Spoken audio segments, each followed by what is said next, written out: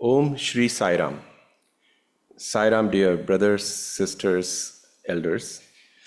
Welcome to the 27th edition of Samarpan program here at Sarvadharma Service Center in Farmingdale Borough, Howell Township, New Jersey, United States. This has been a little bit of an interruption for us for a few months, as you all notice, because we had the Chandi Sahita Atirutra Mahayagna, which was a major undertaking for all of us, and that and the related activities took away a lot of our time and efforts. So we are continuing back again at our regular schedule, which we normally do the Samarpans on the 4th Saturday of the month.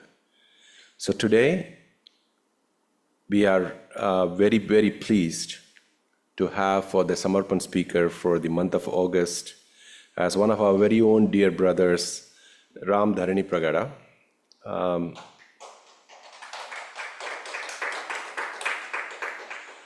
Brother Ram is a member of the Sai Global Council Center of Bridgewater.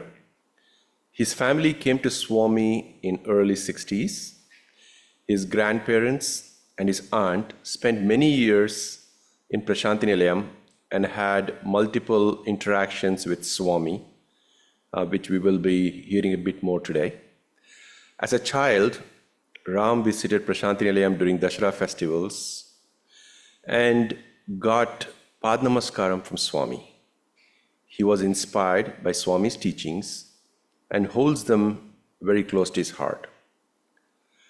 Education-wise, Ram did his undergraduate studies in Loyola College, Vijayawada, and got his master's degree in chemistry from Indian Institute of Technology, Bombay, which is now Mumbai.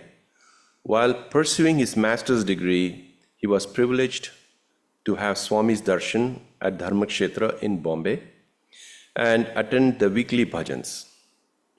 He moved to the United States in 1978 to pursue a PhD program in organic chemistry at West Virginia University. He subsequently did his postdoctoral fellowships in bioorganic chemistry at UCLA and unusual amino acid synthesis and peptide chemistry at the University of Arizona. He worked in the pharma industry for 32 years in drug discovery and development. He recently retired from the industry and is teaching organic chemistry part-time in New Jersey. In the past, he served as a president of Bridgewater Sai Center for 2 terms and a Seva coordinator for 1 term. And I know that for a fact because I was a member of the Bridgewater Center and I've seen how dedicated he is and as a true Swami worker, very silent. You will not know his presence. You will only see what he leaves behind with his footprint and his actions. He has been teaching SSCC classes for the past 15 years. I know that as well because my children were part of his program too. His favorite class to teach is Group 1 SSSC, and I can fully understand that because they get some of the most genuine questions and very thought-provoking questions come from them actually. Ram is married to Sister Purnima, who also comes from a Sai family, and perhaps one day we'll listen her story as well. Their daughters, Monica and Sonali, who is here, both attended SSSC classes. Ram has expressed his joy for the opportunity to talk to us today for the Samarpan, and likewise, we are also very excited to have you here. It's just that it's a summer season, so a lot of people are taking off for vacations, but the good thing is that we have this for perpetuity on YouTube, and we are getting so many calls and inquiries from all over the world on these Samarpan talks of ours. So even though we may have fewer people today than normal, rest assured that you will be getting the same number of inquiries which other people get. So with that, I would like to invite Brother Ram to come over to the podium and talk to us for about 70 minutes. 70, I mean, if you can. So please do. Welcome, Brother Sar.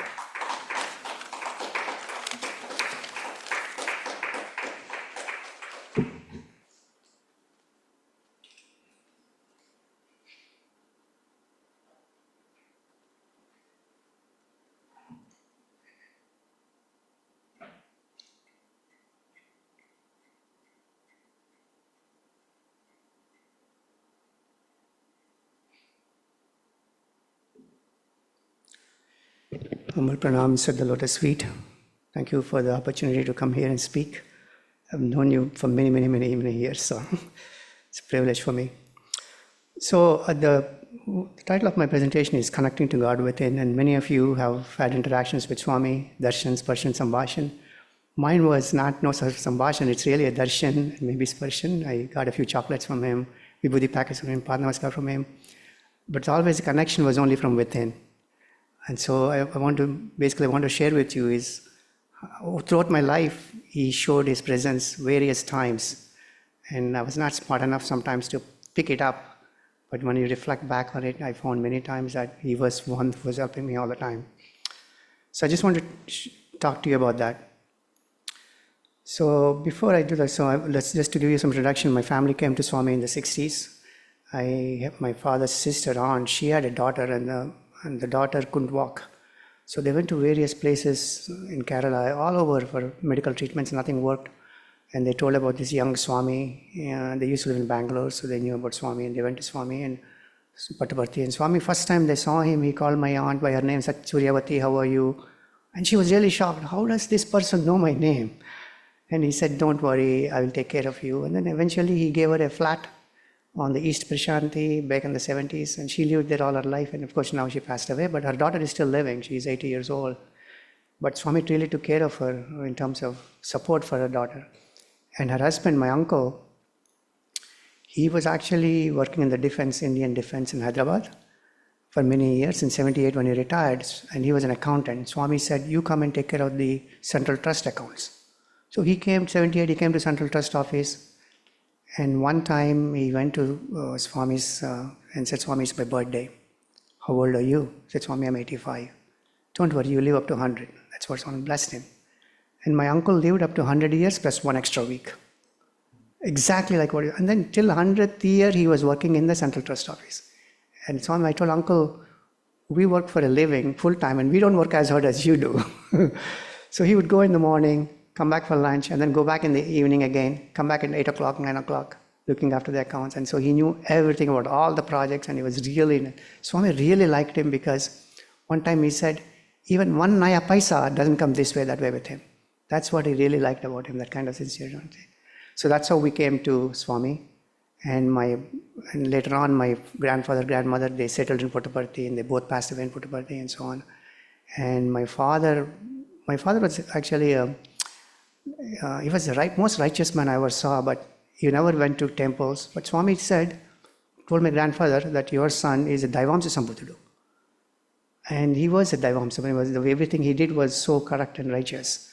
So a lot of interactions, and my mom had an interview with Swami, and of course my aunt multiple times she had interviews with Swami and so on. So I'll take you to my story, but before I tell the story, what I want to do is, a few years ago, Swami's students came to New Jersey. They were going around all over the country, and some things they talked about really stuck in my head, to my heart, touched my heart. And this is a story about a wealthy man. So there was a wealthy man in a village. He had 3 sons, and he wanted to divide his wealth, so he wrote a will, right? So what is his wealth? His wealth is 19 camels. And he said, I'm going to give the eldest son half of them. I'm going to give the second son 1/4 and the third son 1/5. So this is a little strange math, because if you do half of the camels, it's 9.5 camels. 1/4 to the second son is 4.6, 1/5 is 3.8. Right? So this man passed away. And these guys opened the will and they looked at it and they didn't know how to deal with this. So they started fighting. Of course, you can't have a 9.5 camels. So the eldest son said, I am the eldest. I spent the longest time with my father, so I deserve the most. And the youngest said, no, no, no, Father, I'm the youngest baby of the house. Father loves me the most, so I want more. So they kept on fighting. The fight is going on. And a wise man was passing by, an elderly gentleman with a camel. He was passing by and he said, why are you guys fighting? Sir, this is what happened. My father left the will, but we don't know what to do. And then the eldest man said, don't worry. I have a solution for you. I have my camel. I will give you my camel for free. You can take it. Okay? Now how many camels you have? 19 plus 1, 20 camels. Half go to the eldest son, 10 camels. 1/4 go to the second son, 5 camels. 1/5 go to the third son, 4 camels. So what's the total? 19 camels. And he takes his camel back. So, so what he did was he gave the camel, made a nice round figure, and then he allowed for a good division, and then he took it back. So this story apparently was told in front of Swami. So that evening Swami called the students and that was a beautiful story. What is the significance of this story? He asked the students. And everybody said, Swami, the division was so beautiful. It was so nicely divided. And Swami said, that's wrong. It's not the division that's important. It's the addition that's important. It's the addition that allowed you to make the good division, right? So in life, you need to add God in everything you do. That one camel represents that one is God, right? Once you add it, all your problems are solved. And we think we are big, we know everything, and we try to solve everything on our own.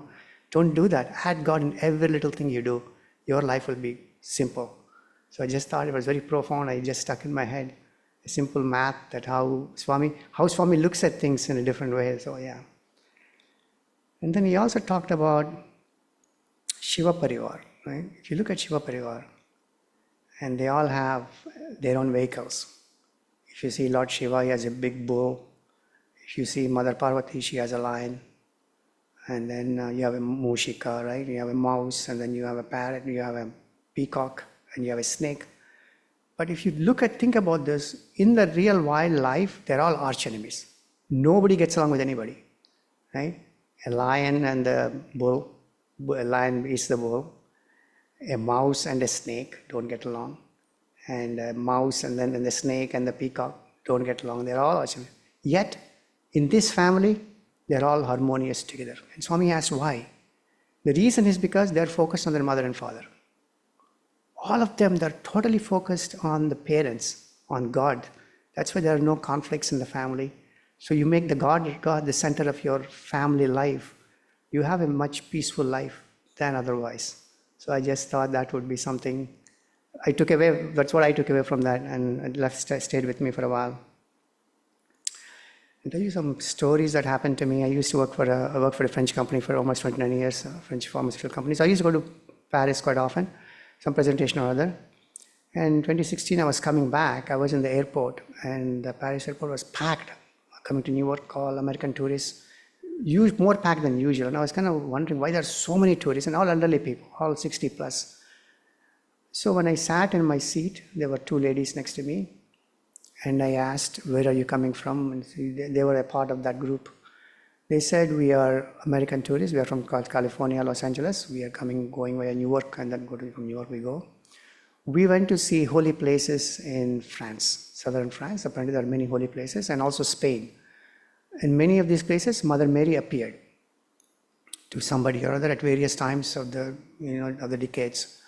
So we wanted to see, and they are so holy that there is some water that you touch the water, all the ailments are taken care of. So there are millions of tourists who go every year to get their health taken care of in those places. So we got, and they're all Catholics, and so I told her we have a guru in India, and I told her the story that Sister Gitaram said, about joy, what Swami said about joy. Joy means Jesus first, others next, yourself last. If you keep that in mind, you're always happy. Right? So I told her about this, and then this lady talked a lot about these holy places, the significance of the holy places. And just before leaving, I asked, what's your name? She said, my name is Joyanne. See, joy first, others next, and last. She said, I'm going to remember this for a long, long time. I'm going to remember this. So I came home, didn't think about it. I came to the library, Hillsborough Library, that weekend, and there's a book in the library from National Geographic, and the book has a cover story of Mother Mary. So, this is a surprise, and I opened it. All the places this lady talked about, every one of them is in this book, all the description. Wow, this is God sent for me, now I can read all about it. So I go to the checkout counter and I say, I want to take the book. And the guy there says, sorry sir, we can't give it to you. I said, why not? Because every book has a barcode. This has no barcode. We don't know why. This is a December issue of, but since it doesn't have a barcode, we'll give it to you for free. You take it home. So, and it was a mystery for them. It's a mystery for me. But somehow Swami wanted me to have that book and read about it, and as a personal gift for me. And so I just brought it, and I brought it home. So that's what the book is about. December's issue of 2016 of National Geographic. And one time I went to Toulouse, which is a southern part of France, and usually our company puts someone in a very specific hotel, and we couldn't get at that hotel. And it's kind of very far away from our work site. I was kind of bummed out. Oh, it's too far. I complained a little bit to myself. But then when I came out of the hotel, there is a Buddhist shop right next to me, right? Outside the Buddhist shop, they have this showcase. In the showcase, there is this cow. And this cow has all the gods. I never saw something like this before. Such a big cow with all the Sarva Devatas Swarupa, right? The cow is very holy, and each part of the cow represents God. So I went to him and I said, this is very nice. Is it for sale? I said, yes, it is. I said, I'm going back to New Jersey. Can you pack it for me nicely? He said, oh, sir, no worries, sir. We'll take care of it. And then he really did very nice packing. And then I brought it home. And then I thought I was complaining, but Swami put me there for a reason. He wanted me to have this cow with all, if you look at it, there's Lakshmi Devi, there's all the rishis are there. There's Narada, there is Saraswati, there is Shiva, there is Vishnu. You name it, all the gods. And I've seen it later on in New Jersey, later on, smaller versions of it. But before that, I never saw it. So it was a very pleasant gift for me, I would say. And this is a story about when my mom was sick in India back in 2006-07, that time. I used to go often. I used to go to Parthi, visit Swami first, have darshan, and then go to Vijayawada or Chennai, wherever she was living in. One time I went to the Parthi and I went to the mall. Swami's mall, and I was looking for a nice photo for her. I thought it would be good for her to have a photo. And I really liked this photo. So I saw it on the wall, framed, and I said, I don't want the photo, I want to buy it. So he said, sir, we can't sell it to you, that photo, but we can sell you a photo in a tube. It comes in a tube. You take it home and you get it framed. We can sell you this display one. I said, okay, give it to me. So I took it, I went home, and I got it framed. Within 3 days before I came back to New Jersey, I got it framed. I put it next to her bed. So when she gets up, she can see it. But before leaving from India, I went to Puttaparthi again. And I thought, it'll be nice if I can send her some vibhuti also. I forgot about the vibhuti. So I went to the Central Trust Office. And in those days, the Central Trust Office used to have a lot of vibhuti packets. They were all blessed by Swami's hand, right? So I know they're very special. So I went and asked the student, can I get some vibhuti packets? And so he gave it to me. And I asked him, can you mail it to my mom? He said, sorry, sir, we are not allowed to do that. But I tell you what, you give it to your friend, your relative in Puttaparthi, they will do it for you. And because I was leaving back from Bangalore the same night, I said, okay, sir. So I took, it's fair enough. So I took it and I gave it to my cousin. And my cousin works in the Swami's College, registrar's office. So I gave it to him. I said, please mail it to my mom. I came back to New Jersey. A few days later, my sister calls me. She went to see my mom. And what she sees in the photo, she said, did you put vibhuti on the photo? I said, no. But what happened was inside there is Amrit. It's hard to see here, but there are all these spots. What Swami did was he created this Amrit and he put vibhuti inside, so it sticks to the Amrit all over. And it's inside a glass. I said, there is no way. There is no way I could have put anything like that. This is after I got it framed. I saw it poster, I got it framed. It's after it's framed and it's inside this. And this is what Swami, how he blessed her, obviously, right? Our prayers, our intense prayers, really, he heard them. And she was very happy to have this. And the neat thing about this is, this vibhuti reached before my cousin. I was able to send the vibhuti I gave him. This vibhuti materialized much before my cousin actually mailed literally the physical vibhuti I gave him. So this is how it is. These are actually various events in my life. Like I said, I looked back at my life and said, how did Swami, God help me in various ways? And I'll just go through a few of those. Like I said, I'm a chemist. So when I was 20 years old, 21 years old, I guess, I finished my MSc and I was coming back to America, and I thought it'd be nice to see Guruvayur. Guruvayur, for those of you, it's in Kerala, very holy place, Radha Krishna's place, pilgrimage place. So I went from Chennai, I took a train to Coimbatore, another city in South India, and then I took a train to Shoranur. Shoranur is a small town in Kerala. So you can get off the passenger train in Shoranur and take a bus to Guruvayur. So when I took this train to Shoranur, nobody was there in my compartment, and a few stations later, one gentleman stops by. He comes to my compartment, he sits there, and he asked me, he just wants to start a conversation. He said, what are you studying? And all. I said, I just finished my MSc, I'm going to America, I want to see Guruvayur. Oh, you're a chemist, you're an organic chemist? Do you know Grignard reaction? I said, what? I said, what? I was very surprised because unless you're a chemist, you wouldn't know what a Grignard reaction is. A Grignard reaction is you take an alkyl halide, you add a magnesium, and you mix them, and then it bubbles and it does things, right? But it's a very difficult reaction to start because everything has to be super dry. If there is moisture in there, it doesn't start, it kills the reaction. And when I was at IIT Bombay, that was my favorite reaction because in Bombay, it rains a lot. So the reaction didn't start for other 19 kids, it started for me. So I must have done something, or maybe I dried my glassware nicely. I did something right without knowledge, right? It started, so it became my favorite reaction. And I was so impressed that this guy talked about my favorite, I was only 20 years old, my favorite reaction. So we had a good conversation. He said, and he told me, you should go to Guruvayur, you go to this place, you see this one, you stay in this hotel, this is the darshan time. And he said, if you're not comfortable, you come to my house. I'm going to my daughter's house. You can stay with my daughter and son-in-law. You can go back tomorrow. I said, no, uncle, I can handle it. I can take the bus. People speak English in Kerala quite a bit, so it's not a problem. So I managed. And many years later, I thought, what are the chances of somebody in a village in Shoranur knowing Grignard reaction? I mean, that's like a little lottery ticket, right? It's not just possible. And then one time, Krishna Prayaga is a prolific writer. He writes so many songs. Swami's bhajans he writes, and he's a very great harmonium player. He wrote a song called Jaya Hari Govinda Narayana. So it's 4-line song. All 4 lines are same. Jaya Hari Govinda Narayana, just the tune changes for each line. I was really fascinated with that song and I wanted to practice it. Practiced it. One time I was coming from Boston. I practiced it for 3 hours straight. Practiced. And when I came home that night, I saw Swami in my dream. And it was a young Swami actually. He was sitting on the chair like that with his feet towards me. I was kneeling in front of me. I could see his feet. On the feet, one side was Shankha, one side was Chakra. I said, oh my God, I was practicing a Narayana song. He wanted to reward me for that, acknowledge it and reward it without any delay at the same time, right? So I was very grateful to have that. It's different, each person connects with Swami in different ways. And sometimes the simplest of the things that we don't think about. He's just not coming and telling you personally, but he's helping me in some ways. Right? Just recognition takes time. There is a song called Madhuvana Sanchari Shyama Murari, my favorite song. I sang one time in 2003 in one of our center's house.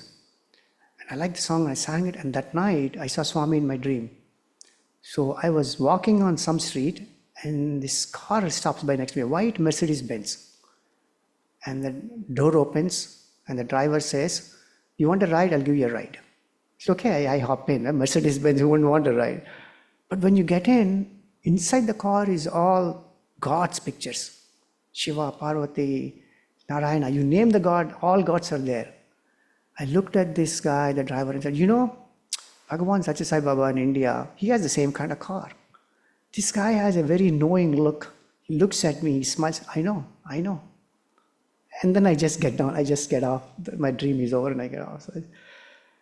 And then in 2016, the same song I sang one day in my center. And there are a couple of stories associated with this song. And that day I participated in a group, in a satsang actually, in the study circle. We were talking about Swami's compassion. And one time, Professor Venkatraman asked Swami, you always say, the study of mankind is man. What does that really mean? I don't understand what that means. So Swami sometimes doesn't give you a direct answer, but he leads you to the answer. And he says, Venkatraman, let's say you're going in the forest. You're going and a thorn pricks you. What do? Swami, I take my thorn off. I just take it off. How do you take it? Thorn is in your leg. How do you take it? Swami, I use my right hand to take the thorn off. And Swami says, why should your right hand go to the rescue of the left foot? What is the need for it? I said, Swami, they're all connected. It's the same blood that flows. Exactly. Swami said, that's how it is.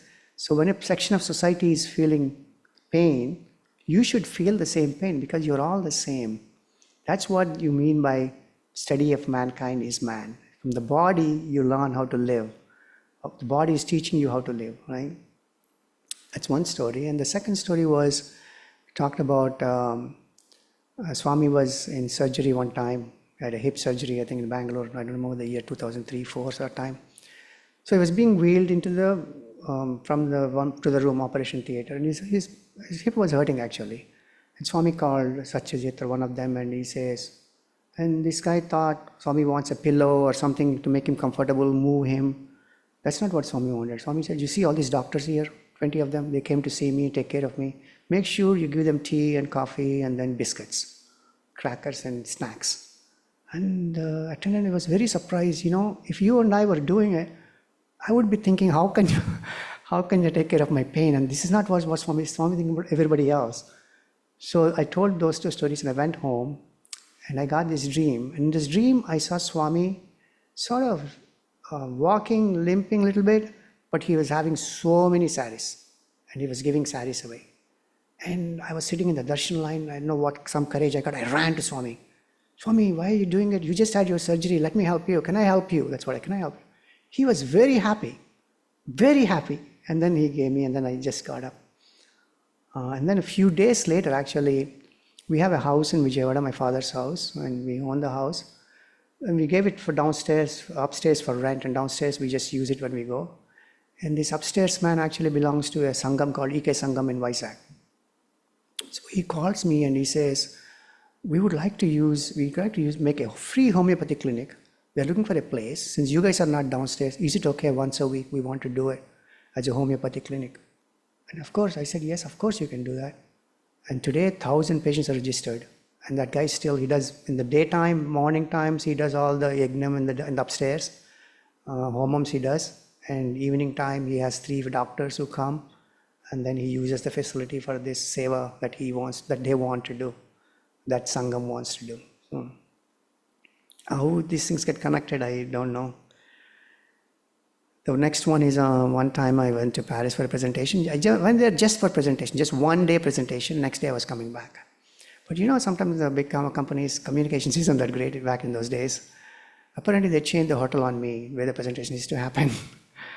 And I went to where I was supposed to go to the presentation. At 11 o'clock in the morning, my presentation is 2. And I said, where is my company? He said, no, your company hasn't booked this hotel. What do I do now? What do you do now? So, and I came just for that. And it's kind of ridiculous just to go there and fly back without doing your job. I said, okay, I'm going to pray hard. So I took my shower, prayed hard, and came back. And that guy said, there's a possibility. There is a hotel at the end of this hotel chain in this airport. They may have gone there. You can go check. So I hop on the bus, go there. And then that guy says, I don't know your company presentation, but there's a guy smoking a cigarette over there. He's from your company. You can ask him. So I go to him. And I told him, I don't speak the language, and I have to be solid at 1 o'clock, and I need to be there by 2 o'clock. But luckily in those days, I used to print all the invitation, the organizer's cell phone, all that. I gave him this paper. Please, can you call whoever you need to call? So he had a cell phone. This was back in those days. Cell phones were not so popular. So he had a cell phone. He called. And he said, they changed the hotel. The hotel is in the airport. So I went at 5 to 2, and my manager said, Ram, what happened to you? Where were you? I said, what happened? You just changed it. And the thing is, when I got into the bus, I like Lionel Richie. He's my favorite singer. The song was playing. I said, somebody's playing my favorite song. I'm going to be okay. And I was okay. So I just made it in time. And when I was very young, even before a teenager, my grandmother sometimes used to come from Puttaparthi. She used to come and live with us.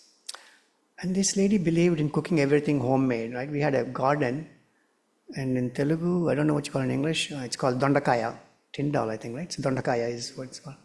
It's like a little vegetable like that. And this dondakaya grows like crazy.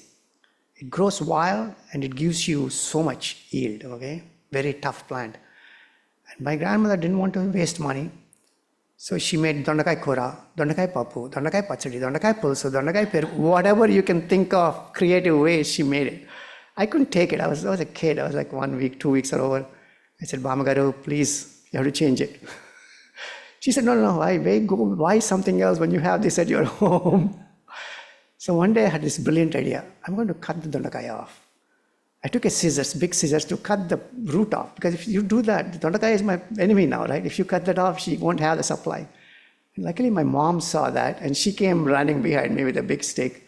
And she stopped, and my grandmother saw it, and she felt bad. Oh, poor kid, I'm really torturing him. So no more dondakaya for you from today. I'll give you potato kura, what you like.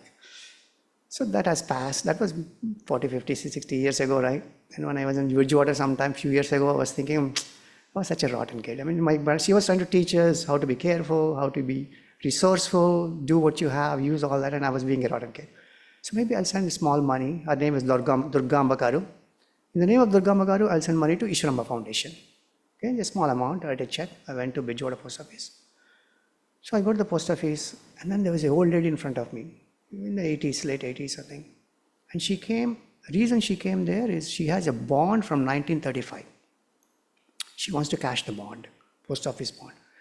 And the guys were zapped, they didn't know how to do it. So there was so much discussion about it, how to do it. And finally it got settled in, and they told her a solution, how to approach, who to approach, and all that. And before she going, she said, take care of yourself, she told me.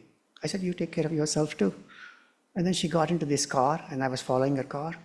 I was following her a couple of streets, and the car disappeared in front of my eyes. Vanished. Either I'm hallucinating, or she's just gone. 1 minute I look, it's not there anymore.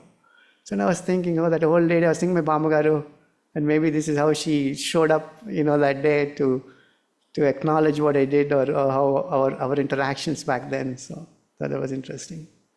I know we all like laddus in Prashant Nilayam, right? So this is a story about a laddu. One time I went to stay in building, I think it's called D building. It's a round building, those round buildings, and I stayed in 4th floor, room number 9. And I stayed almost for 4 or 5 days, and I would come down every day, have darshan, Swami's darshan and bhajans, and go back. And Swami always used to give a prasad laddu every day. So the first day I went, I took it, and I saw this Sevadal outside the building. And this guy was all day was sitting there, and I felt bad. Brother, you are taking care of our luggage, and we are really enjoying, and you're not enjoying. You take half my laddu. Okay, so I gave him half the laddu. And we became friends. So every day he would get half the laddu. I forgot about that. Next time I went, I didn't stay in a room. I was just there for 1 day. In the morning I went, and I came in the evening. But I had a Chennai bus at 5:30 p.m. My mom was in Chennai that time, 5:30 p.m. bus. And I had to leave at 5:20. So the Aarti was not over yet, so they were not giving prasadam. I said, this is too bad. I'm going to miss prasadam for sure. My favorite laddu, I'm going to miss. No chance. So I went to sat in the bus. And in the bus, my seat number was 8 or 9. My seat was 9, and there was a guy, a young kid sitting at 8. And a lot of his friends came to see him off. And they are calling him Swami, Swami, Swami. So the bus started, and I asked him, why are they calling you Swami? He said, sir, my name is Swaminathan. I said, what do you do? I said, sir, I finished my MSc in chemistry, and I'm going back home. I'll probably get a job or a PhD or whatever. I said, oh, you're a chemist. I'm a chemist too. We have something to talk about. So we had talked about it. And he said, sir, how was your trip this time? I said, everything was perfect, except I didn't get the laddu.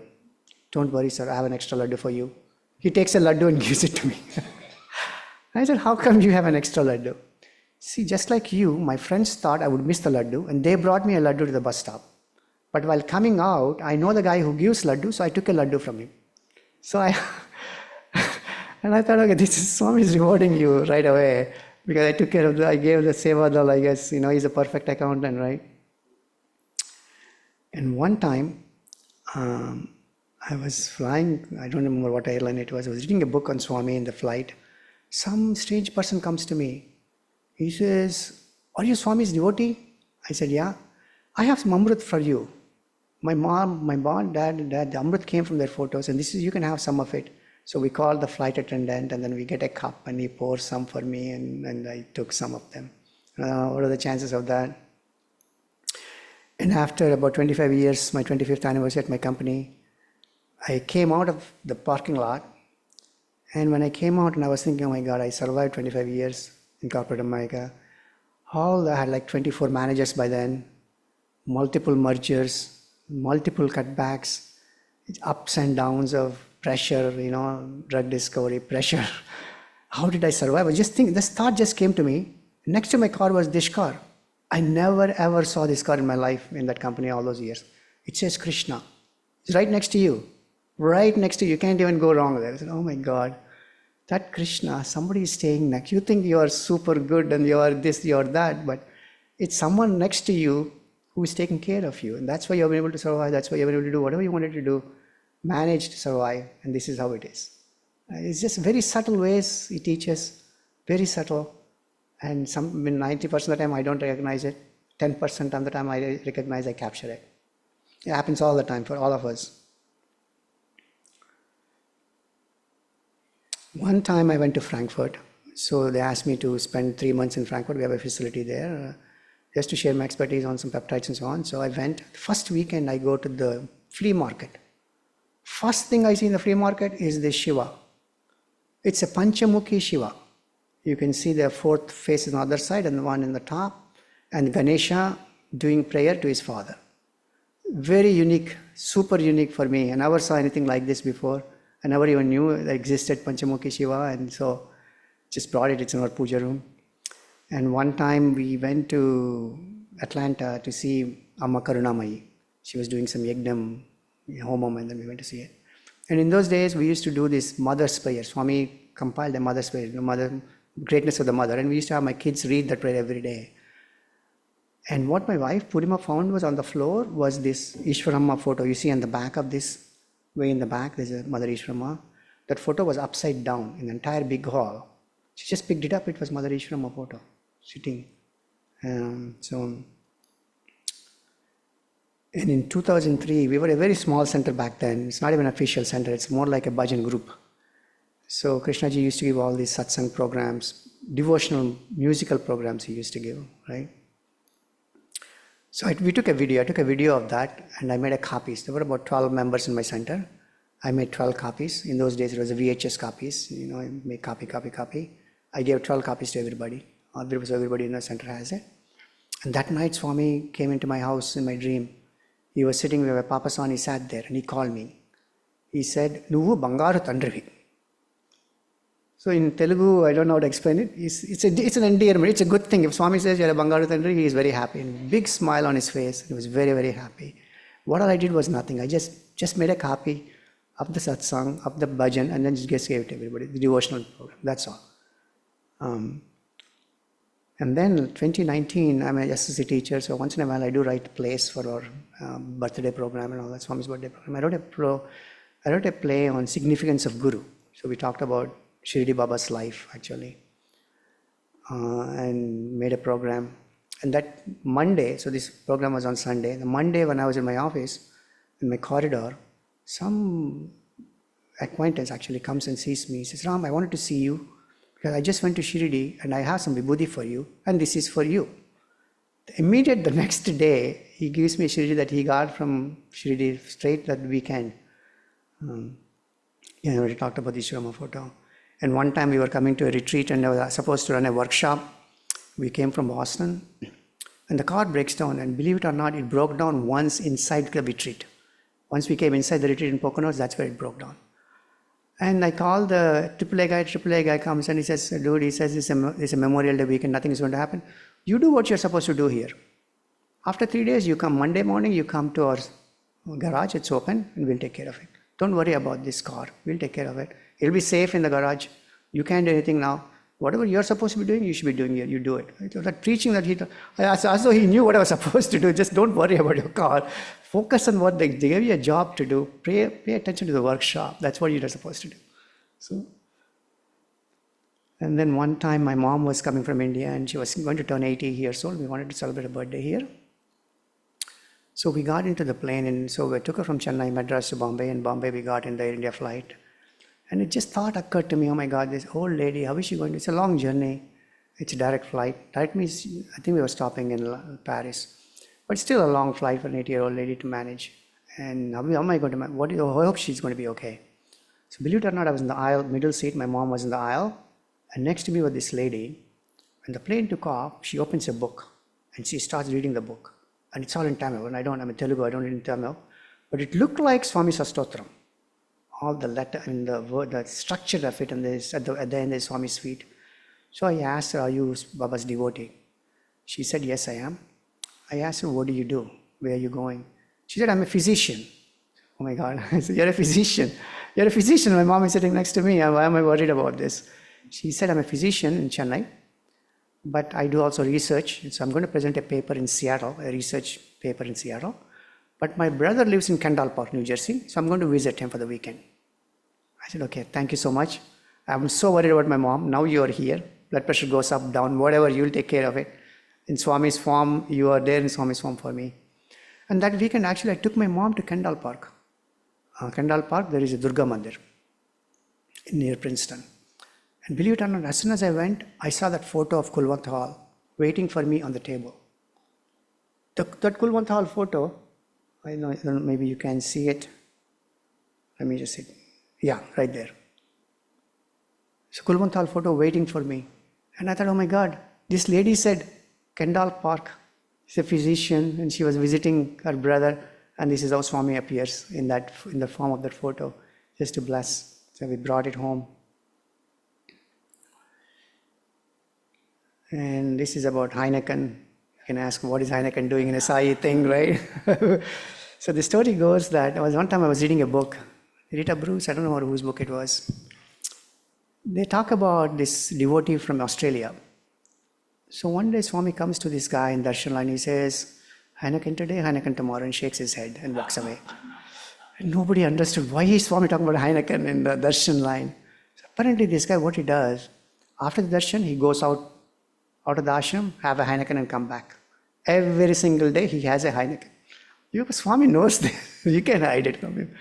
So you want to teach him a lesson basically. So that Heineken stood for me. So even today when I see Heineken, I don't think of beer, I think of Swami. However you want to associate your God, right? So I was coming back, one time I was coming back from Switzerland, very early morning flight, 6 o'clock, I come down to my hotel lobby. Nobody was there. There was a central table. On the table was a Heineken bottle. Who did I think about? Of course, I think about Swami. And then I come to New Jersey. But then what I realized, that was the day that volcano erupted in Iceland. And after my flight was the last flight. After the flight, 10 days, there were no flights from Europe to America. We probably remember that incident. That was, the volcano was so big. All the Atlantic flights were stopped. I thought, oh my God, I really saved. And Swami really showed his presence with this Heineken bottle for me. So my kids think we are crazy. Every time we find a Heineken bottle, we save it and bring it home. And one time I fell down in front of my house. I slipped on the ice, hit my head. A few days later, Swami came to my dream. He rubbed my head. And I went to the doctor and he said, nothing happened. You're good. You're okay. And one time he tied these threads on my hand. And he said, it's for the accident. Really scared the heck out of me. What is he talking about? It's good, it's for you. But I did have what happened one day. A deer came on 206 and hit me and ran away, but nothing happened to the deer, nothing happened to me. And a guy came on 206, hit me from behind. Nothing happened. Nothing happened to him, nothing happened to me. And then this was before Swami already told me that he'll save me, right? So it was fine. And this is actually a very unique story in Chennai.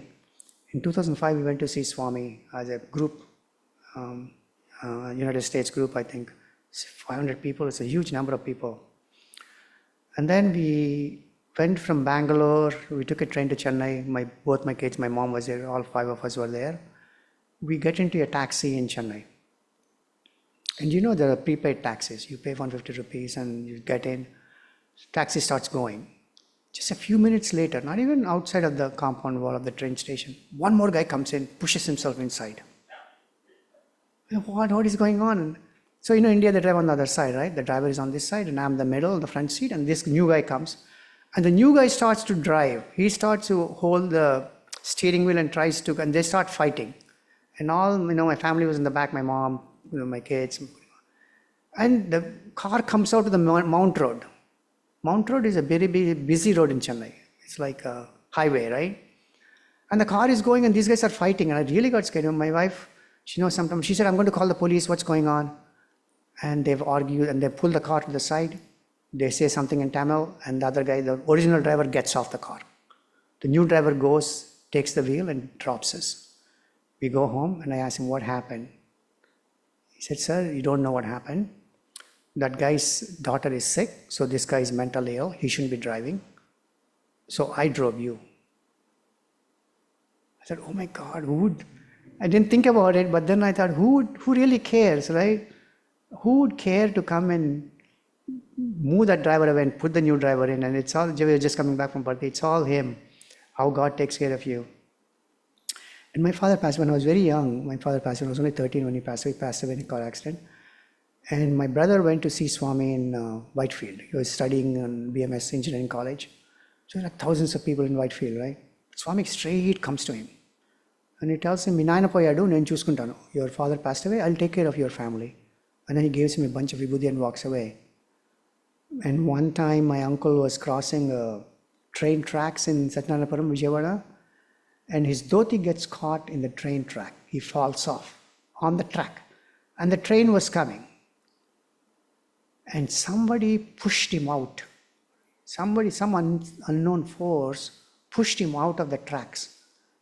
And a few years later, Swami calls him into you and tells him, I pushed you out of the tracks so you could live. It's just mind-boggling, those experiences. And my aunt, like I said, my aunt went to him in 60s. She actually had one day she loses her necklace, Mangala Sutram, which is very holy for an Indian woman, right, Hindu woman. And it was evening, 7 o'clock. She was very courageous. In those days, Swami was accessible, knocks on the door. Suryavati, what can I do for you? Swami, I lost my necklace. He said, Dedanjastan, what can I do? Husband, telegram ichko. Give a telegram to your husband. He's in Hyderabad. He said, no, Swami, I don't want to tell my husband. He'll yell at me. How do you know I can get it? Swami, you are God. You can do anything you want. He said, do you have that faith? He said, yes, Swami, I believe you. You can do it. He said, okay, don't go now. It's too late, too dark. You go in the morning. You went for vegetable shopping today. You dig there and you'll find it. And then she dug in the market, that whichever she bought, out comes the necklace.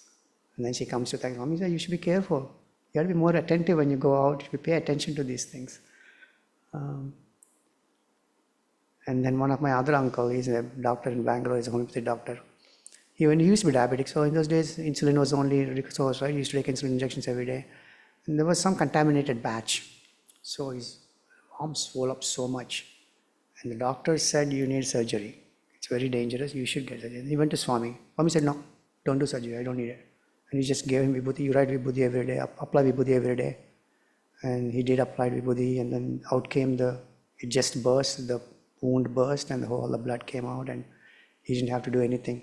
Just Swami's vibhuti just took care of it. And I talked about my uncle, Raman Ragaru. He was in the Central Trust Office. So when he was almost 97 or 90, the 90s sometimes, he wanted to see my mom who was in Chennai. She was sick. So I told him, Uncle, I can take you. We are going to Chennai anyway. We will take you. So every day he would go ask Swami. He wanted to ask Swami. You can't, because if you're working for Swami, you can't just take off. You need his permission. That's the protocol, right? So he was afraid to ask Swami. So he went to Chiranjirao Garu, then he went to Chakravarti Garu. Can you tell Swami? They said, no, you know the laws. You have to tell Swami, we can't tell it for you. So finally he took the courage and he went and told Swami. And Swami said, yeah, okay, you can go and come. So of course we have no reservation for him. So but we wanted him with us, obviously. So we bought a ticket. So I was on the platform waiting for the train. One young kid comes. Young kid means maybe in his late mid-20s. He said, sir, can you take care of my luggage? I have to go to the bathroom. Of all the people, he comes and asks me. I said, okay, fine, I'll take care of it. So he went and comes to the bathroom. He comes. And it turns out that his seat number is right next to our seat. I said, can I ask you for a favor? My uncle is an elderly man. His seat is in the next compartment. I don't want him to go there. Is it okay to swap? He said, oh yeah, definitely, sir. No worries. We can do it for you. So we swapped. So my uncle was with us. So after an hour or so, I thought I wanted to go and see if this kid was comfortable in that place. I went to walk him. He was not there. He's just not there. He's just not there. I know the seat number. I know which compartment it is. No, but he wasn't there. And then when my uncle we were bringing him back from Chennai back to Puttaparthi. So we flew to Bangalore. And believe it or not, I was sitting in the plane. My uncle was sitting next to me. On the other side of the aisle, there were two people. There was a Muslim lady and there was a younger boy. They both were chanting, whatever they were chanting, just before the plane took off. I thought, oh my God, Swami really takes care of his people who really do work for him. So that's how we took care of him.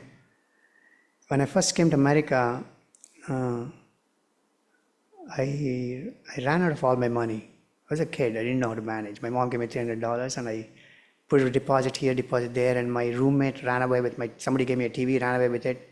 And I went to the owner said, I have nothing to do with it. And there was not even a lock for the house. I really got scared. So I started walking in the town and I found a sign that says room for rent. So I go there.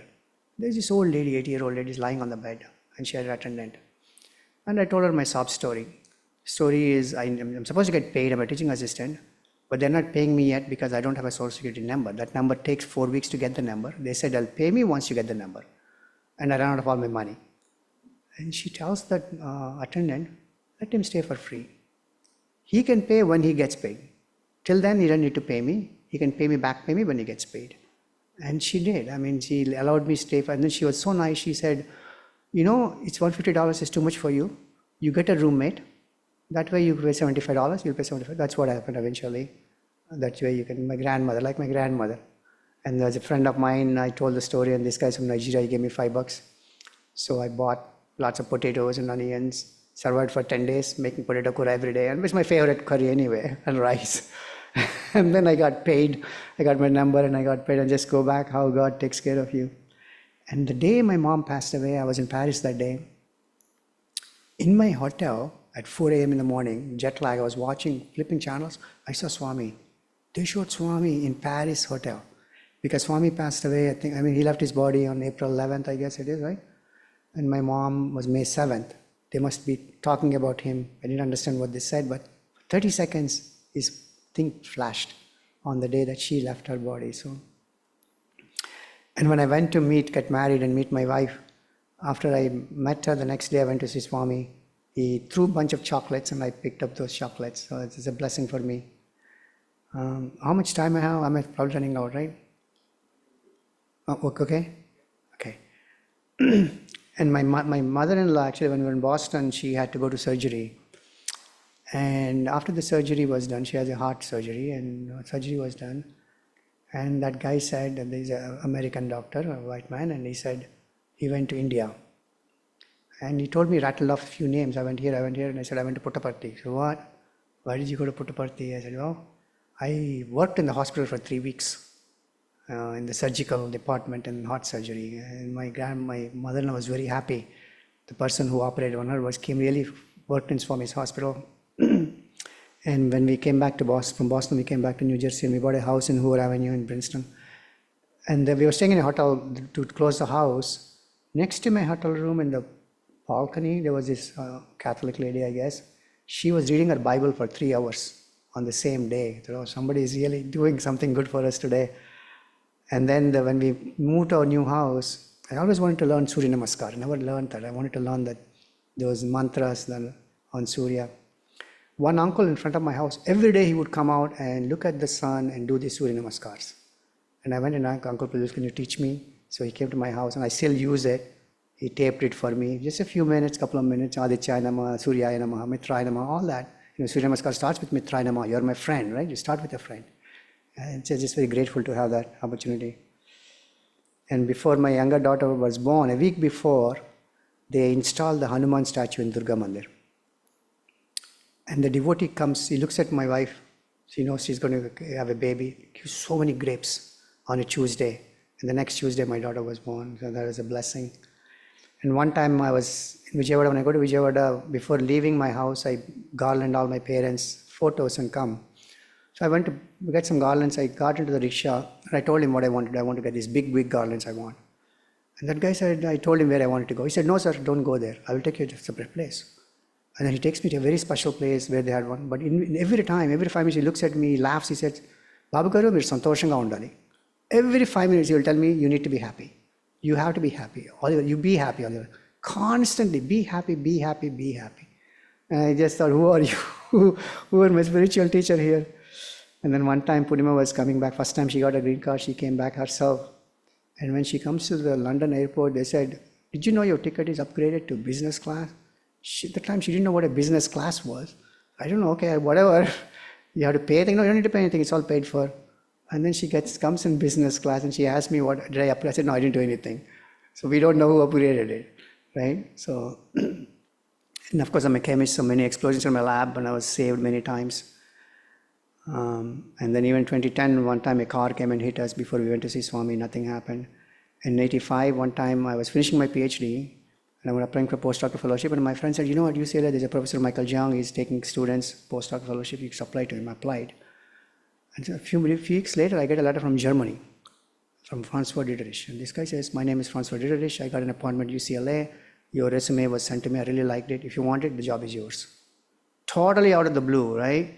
And then of course I ended up doing my fellowship there for 2 years. And you know, and the other things is when I waited for my green card for 3 years when I got my green card. And the day I got my green card in my mailbox, I take the green card, I go upstairs to my room, I turn the radio on. Can you believe what song that was coming? We Come to America, this by Neil Diamond.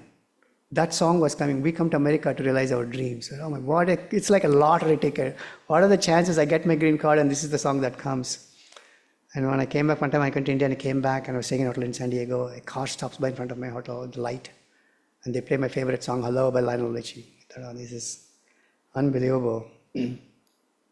So see, some of the quotes when I was a kid, so you could see my handwriting as a teenager, a preteen in Telugu. I translated to English and these stayed with me. I just point some of them. Swami used to, in those days, Parthi, all these quotes used to be there everywhere, right? It would say, your mother is your living God. You lose your ego. Ahankarani purtiga visarjinchu, get rid of your ego. Anger, if you have anger, it's a sign of weakness. If you are not able to perform your duty, you are worse than an animal. That's what Swami said, worse than an animal. You can accomplish anything with practice. In a circus, a big elephant will sit in the trainer. If the trainer commands it, it will stand if the trainer commands it. How does it do it? It's all practice. God is within you. We have seen this, start the day with love, spend the day with love. This goes back to, God knows, 40s, maybe 50s. And then Swami said, silence is the first step in sadhana. Your breath is your faith in God. Your mind is always running. Do not run with it. Tie it up with the iron chain. Strive for others' good. Speaking ill of others amounts to speaking ill of God. So my mom always used to tell us, Paradoshana, Paramatma Doshana. So she would never allow us even to make fun of somebody.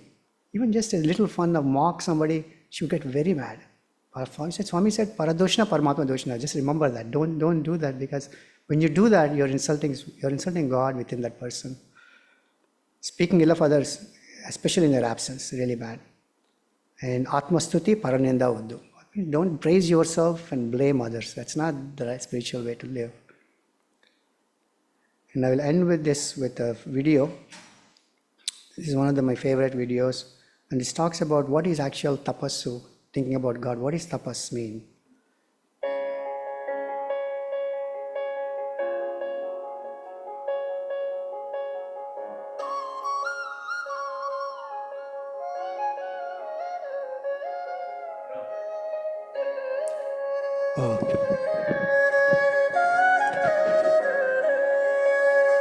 ఇతర చింతనలు లేక ప్రతిక్షణము స్మరణ చేయుటే తపస్సు దైవ స్మరణ చేయుటే తపస్సు భగవంతుడు నీ చేయి పట్టి రక్షించ తొలగు నీ తమస్సు ఇతర చింతనలు లేక ప్రతిక్షణము స్మరణ చేయుటే తపస్సు దైవ స్మరణ చేయుటే తపస్సు భగవంతుడు నీ చేయి పట్టి రక్షించ తొలగు నీ తమస్సు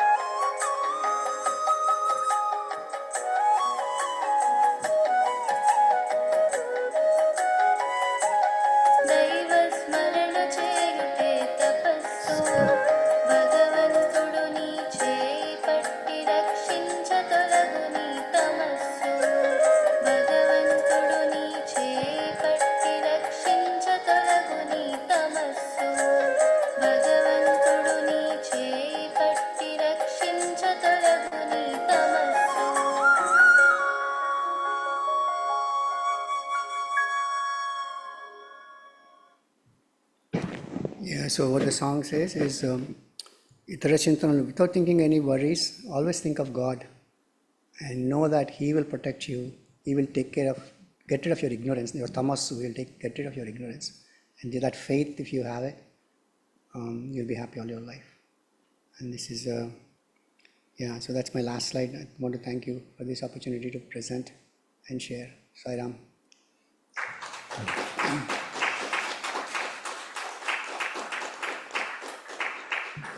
Does anybody have questions or anything to ask?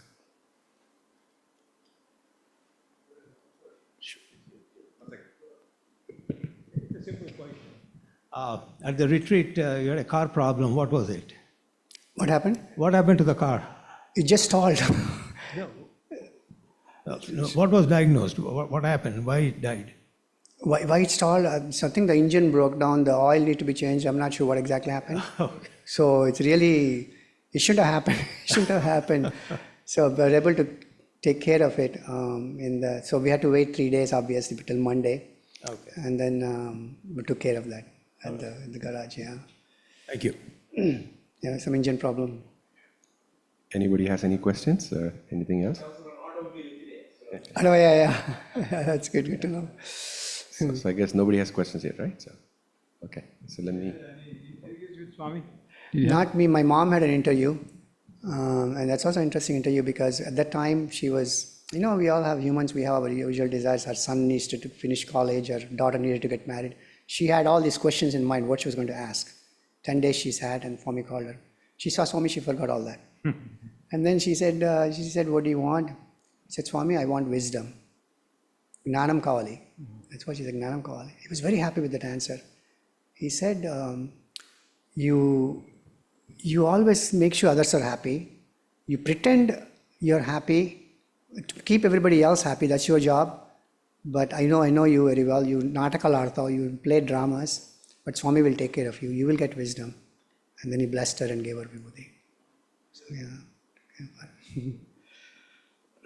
Yeah, thank you. Sorry.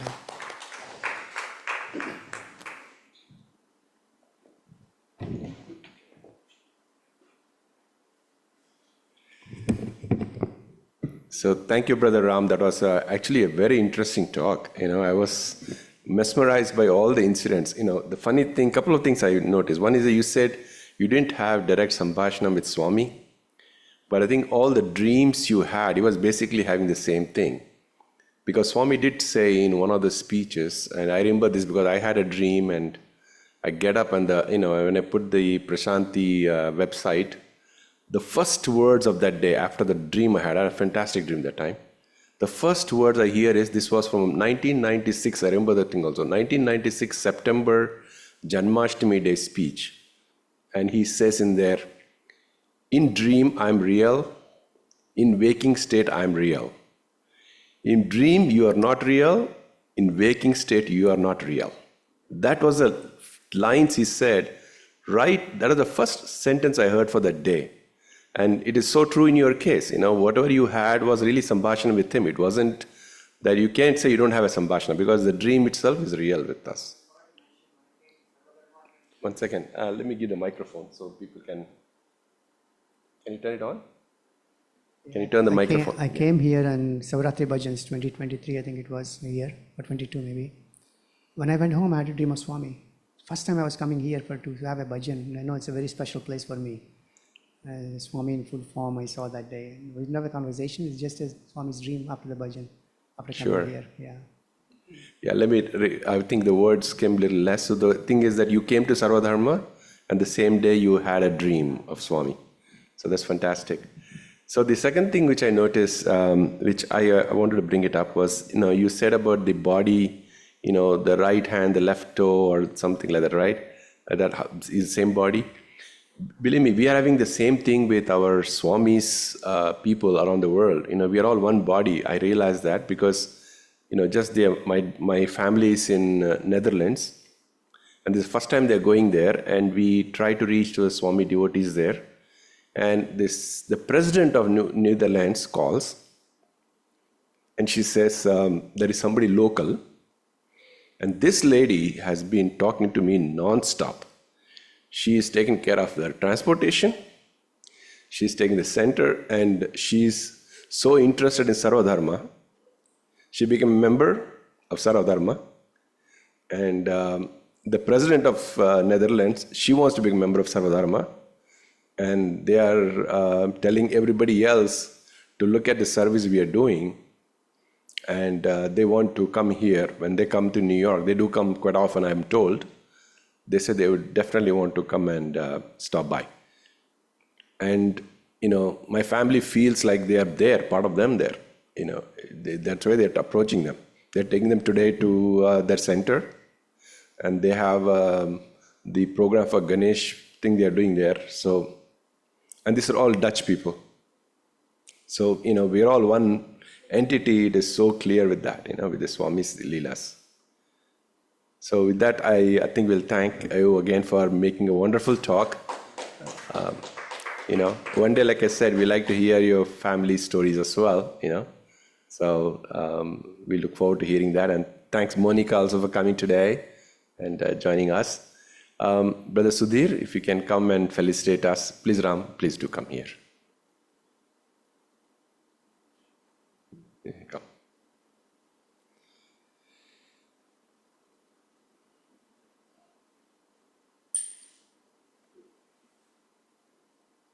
Come this side.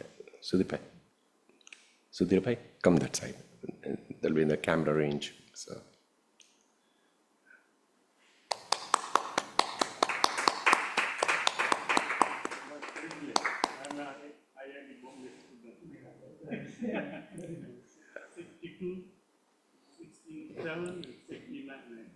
Yeah, Sudhir bhai is also from IIT alumni like you are, so. Sarah. So we can do the Aarti now. So.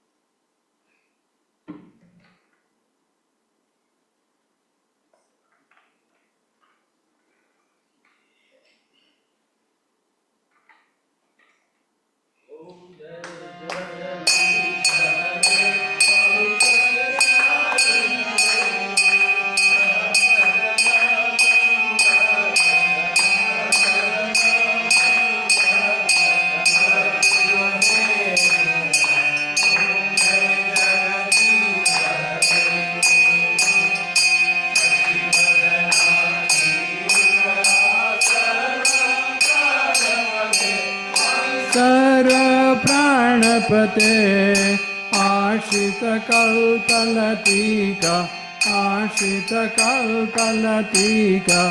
आपद्बान्धव ॐ जय जगदीश रे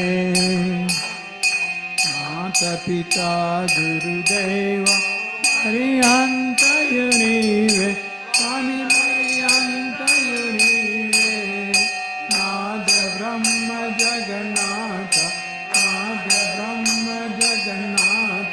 नागेन्द्र शयन ॐ जय जगदीश हरे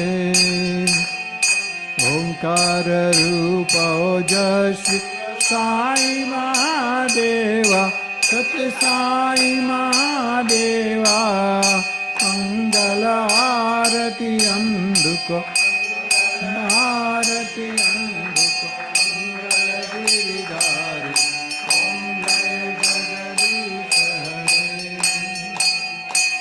नारायण नारायण ॐ सत्य नारायण नारायण नारायण नारायण ॐ सत्यनारायण नारायण ॐ सत्यनारायण नारायण ॐ जय सद्गुरुदेव नारायण नारायण ॐ सत्यनारायण नारायण नारायण ॐ नारायण ॐ सत्यनारायण नारायण ओम सत्यनारायण नारायण ओम जय सद्गुरुदेवा नारायण नारायण ओम सत्यनारायण नारायण नारायण ओम नारायण नारायण ओम सत्यनारायण नारायण ओम सत्यनारायण नारायण ओम जय सद्गुरुदेवा